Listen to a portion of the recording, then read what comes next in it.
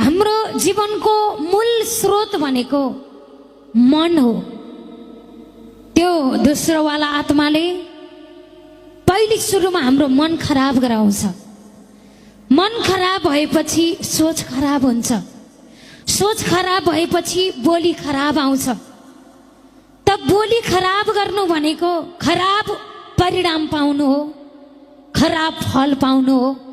खराब बिउ रोपेपछि खराब नै फल पाउनु हो।